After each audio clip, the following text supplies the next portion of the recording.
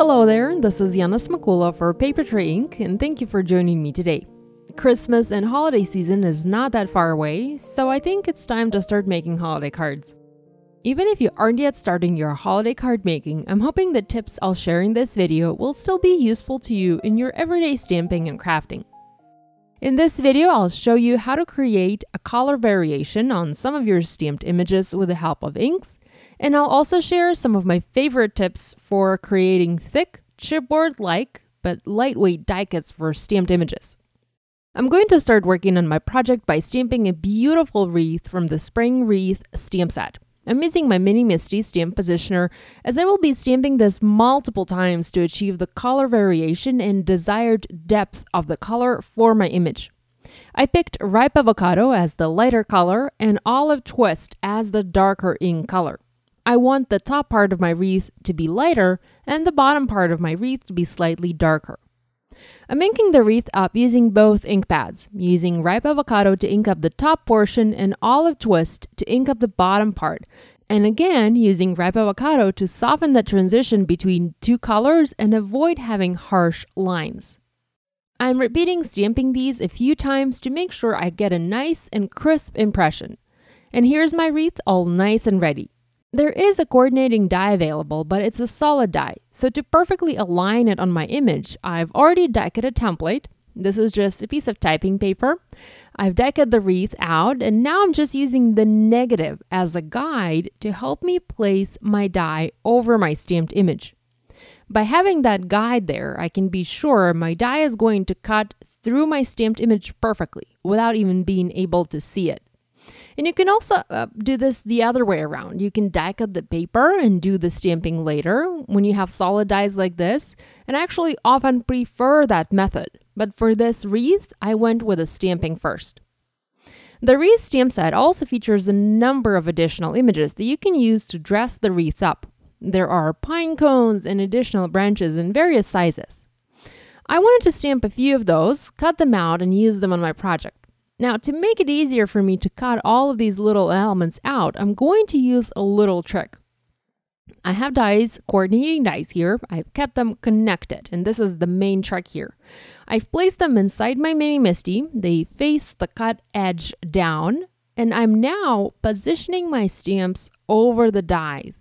So I'm trying to align coordinating stamps the best I can over the dies. And once I have them in place, I'm going to swing my Misty door, pick the stamps up, remove the die, and stamp images as usual, but I will be stamping them all at once.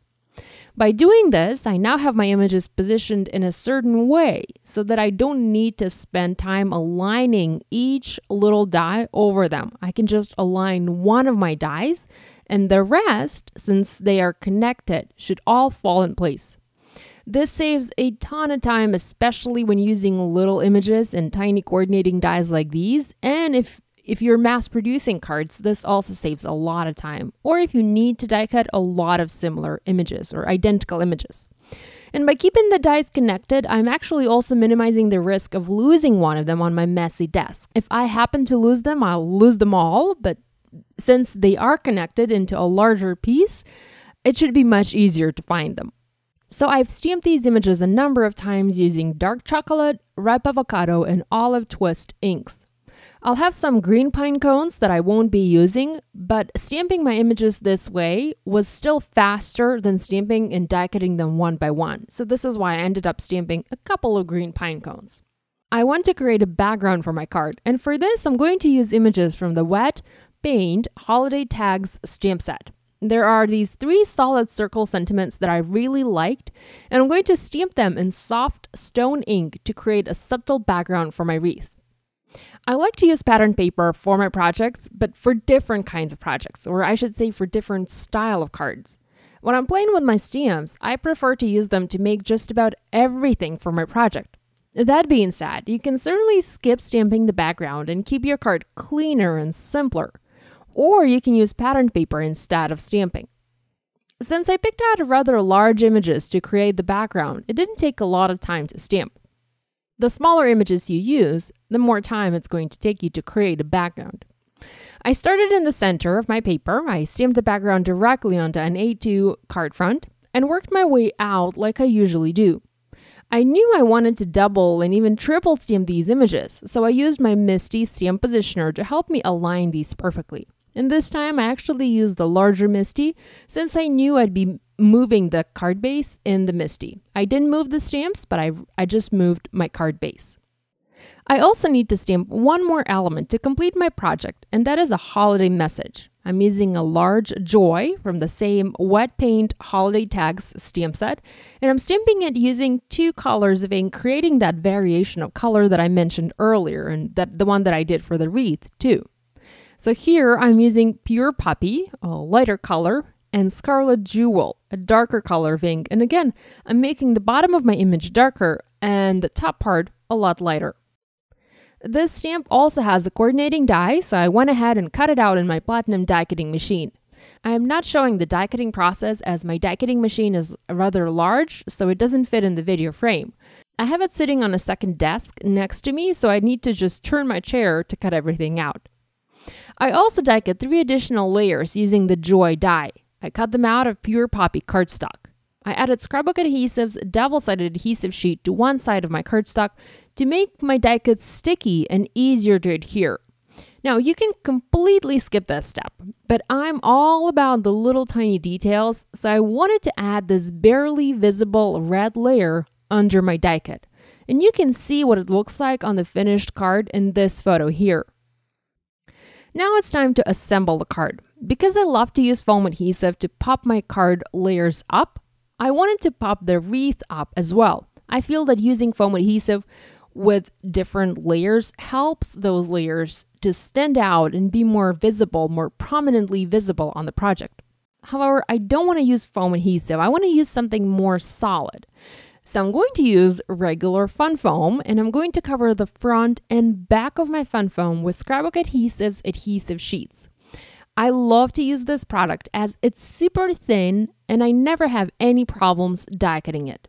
You might think that your dies won't cut through a piece that is this thick, but they will, especially in this case, since this is not a detailed die. Now, if you don't have this product, if you don't have scrapbook adhesive's adhesive sheets, you can also use stick-it adhesive, or you can use a spray adhesive and just die cut your foam, spray it with spray adhesive, and use that to adhere your die cut pieces together. So here's my foam layer all nice and ready. I'm going to adhere my stamped die cut piece onto the fun foam one, and you can see how this foam adds a nice and even layer of dimension to my wreath. Now you can create the same even layer of dimension by die cutting multiple layers of cardstock and adhering them together. But that will take more time as you will need to die cut multiple layers instead of just one, and that will also make your card a lot heavier. Fun foam is a very light material, so it doesn't add a lot of weight to your project. And this is especially handy if you plan to mail your card. I've also die cut an identical layer for my Joy die cut. I adhered my stamped piece onto the red cardstock layers because I wanted to have a bit of that red show through if you looked at the card from the side.